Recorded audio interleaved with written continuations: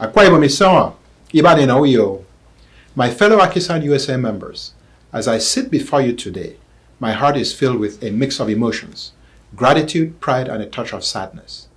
My time as the president of the Akwa Ibom State Association of Nigeria USA Inc. has been one of the most rewarding experiences of my life, and it is with a sense of accomplishment that I say goodbye.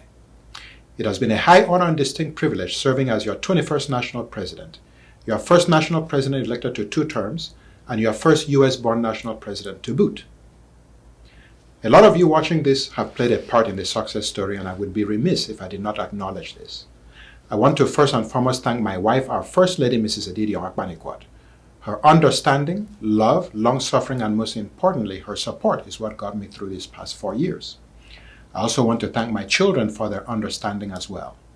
Running the affairs of AKISAN USA has made me miss out on birthdays, school activities, and the case of my firstborn, her first day in college, to mention but a few. Those times can never be relived, but I hope I'm able to make up for it now that I'm ending my tenure. To AKISAN Atlanta, it has been an honor serving as your representative. I trust that I have made our great chapter proud. What can I say about members of my EXCO? You all have been a pillar of support, letting me know when I'm doing well, but at the same time always keeping me accountable to the people. As the late Kobe Bryant once said, a true friend is one who at a restaurant will tell you that you have lettuce stuck on your teeth, instead of ignoring it, and then you have to leave the restaurant and a total stranger ends up informing you. I thank everyone who contributed to the success of my campaign in 2018, 2020, and 2022. For fear of forgetting any names, forgive me if I do not mention it. You know who you are. Last but not least, a big kudos to the members of our electoral committee. The new amendments to our constitution were put to the test during the just concluded national presidential elections, and they all did an awesome job. When I first took on the role of national president, I was driven by a vision to make a tangible difference in our community, both in the United States and abroad. Together, we have all achieved remarkable milestones, among others, restoring the trust in our organization, rebranding, total transparency around our finances, innovative fundraising, carrying along our youth and young adults as well as our women, improved communication on social media as well as traditional media, introduction of vocational training programs, working with the international Akwa Ibom community, increased membership, and welfare outreach.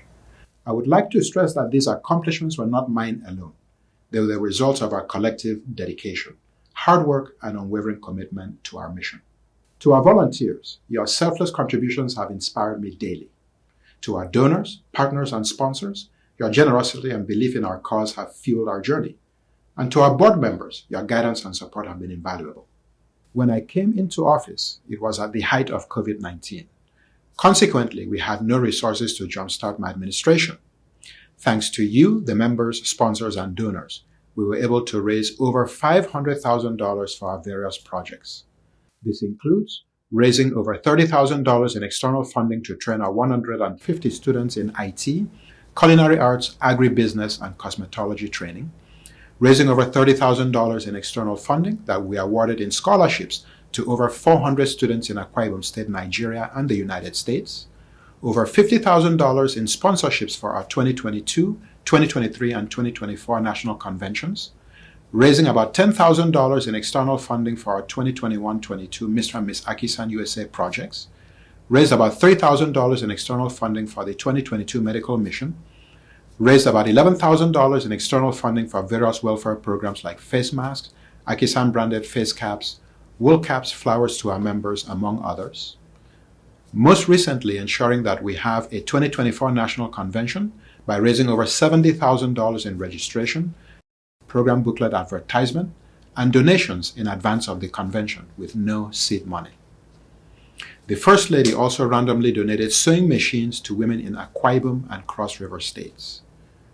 She also donated over 100 AKISAN USA branded school backpacks to children in Uyo, Akwa Ibom State. Finally, she donated a flag and an anthem to the association, the latter having been the effort of a committee of 11 individuals from chapters all across the country. Other notable achievements include working with the Council to amend our Constitution to ensure that our association runs more smoothly and efficiently. Some of the changes include establishing a Council of Chapter Presidents, which along with the Board of Trustees and the Executive Committee now serve as co-equal branches of government. Establishing an office of the National Financial Secretary, creating an electoral committee and changing the way we conduct our elections for better transparency. Allowing a national president to get some members of their cabinet from outside their chapter. This will allow for them to pick from a wider talent pool. Migrating our association's finances to QuickBooks for better transparency and accountability. Establishing 2 new chapters in AKISAN Katy, Texas, and AKISAN Piedmont Metro, North Carolina. AKISAN USA also had a monthly radio program, Akwa Ibom Abroad, on XL 106.9 FM in Uyo, Akwa Ibom State. It ran for about a year. Each episode updated the public with the latest information relative to what AKISAN USA is doing for the indigents of Akwa Ibom State. We also revived the women's and young adults as well as the youth wings of the association by, among others, working with them to come up with their constitutions that would govern their activities. There was also an unsolicited mention on the MN Remix music video by Progress Effiong featuring Ikwa and Libra Baba.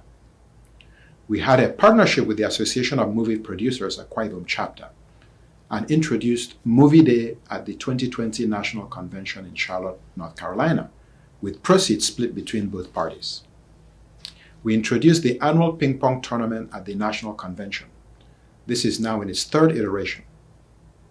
We introduced a biannual virtual town hall meeting so that the general membership is made aware of policies, rules, and general information to be discussed at council meetings the month after. We also hosted several online webinars for the benefit of the general membership, like in the case of taxes for entrepreneurs and how to run